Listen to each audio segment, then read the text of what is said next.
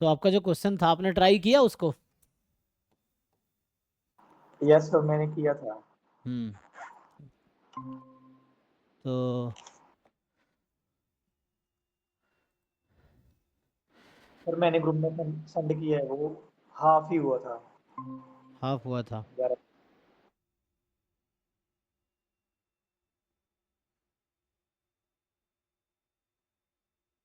तो क्लास में सर ने बताए होंगे ना ये क्या? सर पता नहीं सर, किसी ने सेंड किया था रैंडमली। ग्रुप में ही? अच्छा। Yes sir. tan स्क्वायर को t डाल देंगे, हो जाएगा।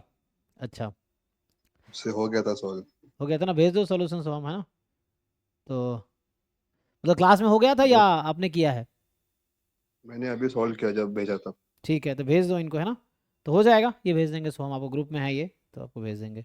बट सर उसमें एक ही प्रॉब्लम है कि वो तभी कन्वर्स करेगा जब कॉस पॉजिटिव होगा, पूरे आर अच्छा। पे नहीं करेगा। अच्छा, तो ये 0 से इन्फिनिटी दे रखा है, लेकिन स्टिल हाँ नेगेटिव तो हो सकता है ना कॉस। हम्म। तो स्क्वायर रूट ऑफ सेक, अच्छा मतलब सेक का स्क्वायर रूट है ना ये, तो ये लेके चलना पड़ेगा कि second x is positive. Second x का रेंज क्या है? सेकेंड एक्स का स्क्वायर रूट है ना ये, तो वैसा है। तो कॉस होता है -1 से 1 में, तो मतलब ये वाला केस होगा, है ना? या तो सेक एक्स लेस देन -1 होगा, या sec x more than equal to 1 होगा, यही ना? तो ये वाला केस के लिए वैलिड होगा, तो ये केस नहीं है ना, यही होता ना? तो इसका मतलब है कि जो cos x है वो लेस देन इक्वल टू 1 और मोर देन 0, तो ये तो पॉजिटिव है। तो 0 से इन्फिनिटी ना, इन्फिनिटी, तो ये ठीक है, तुम जो कह रहे हो वो ठीक है, कोई दिक्कत नहीं है। क्योंकि यहाँ पे स्क्वायर रूट सेक पे लगा हुआ है ना, तो वो डोमेन को रेस्ट्रिक्ट कर देगा। सेक का डोमेन रेंज क्या होता है सेक एक्स का? या तो ये होता है ना रेंज ऑफ जो सिकेंट फंक्शन है, उसका डोमेन क्या है? डोमेन तो हर नंबर पे डिफाइंड है, कहीं हाँ कहाँ पे नॉट डिफाइंड है? जहाँ पे cos 0 हो जाता है। cos 0 कहाँ होता है? 90 डिग्री पे। 2n-1 π/2। हाँ, 2n-1 π/2 वाले एंगल जो है ना आपके, n यहाँ इंटीजर्स हैं, तो ये डोमेन है, और इसका जो रेंज होता है वो रेंज है ऑल रियल नंबर एक्सेप्ट -1 से 1, है ना? ये है, या इसी को आप लिखोगे तो this interval is like -∞ to -1 union 1 से इन्फिनिटी, है ना? तो इस डोमेन पे काम करेगा जो आप कहना चाह रहे हो ना।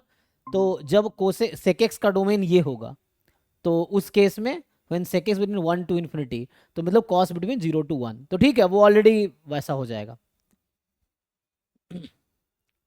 तो उसके अकॉर्डिंग में तो रेस्ट्रिक्ट करना पड़ेगा, तो वो मान लो जैसे एग्जिस्टेंस का है ना, तो अज्यूम कर लो कि वैसा है जैसे आप कह रहे हो, तो इट्स फाइन। ठीक है ना? उसको ग्रुप में भेज दो या इनको पर्सनली भेज दो, उन्होंने टेक्स्ट कर रखा है, या ग्रुप में भेज दो बेटर रहेगा कि सब लोग देख पाएंगे, तो है ना, उसको रिप्लाई में भेज दो। तो जब इस तरह क्वेश्चन होते हैं ना, कई बार एग्जिस्टेंस हमें अज्यूम करना पड़ता है। मान लो पूछता है कि आंसर क्या है, तो अगर आंसर पूछ रहा है इसका मतलब वो कह रहा है कि अज्यूम कर लो एग्जिस्ट कर रही है। जैसे मान लो जैसे जिस सीक्वेंस में आपसे लिमिट पूछे जा रहे होते हैं, तो वहाँ ऑब्वियसली वो कहना चाह रहा है कि लिमिट एग्जिस्ट, अगर 4 ऑप्शन है लिमिट के, तो मतलब वो ऑलरेडी गिवन है कि लिमिट एग्जिस्ट करेगी, तो आप लिमिट निकाल लो, है ना? ये चीज़ें हैं। ठीक है, इसको भेज दो जो भी है, बाकी फिर होगा तो डिस्कस कर सकते हैं। और तो बाकी मैं और ग्रुप्स में भेज देता हूँ ये।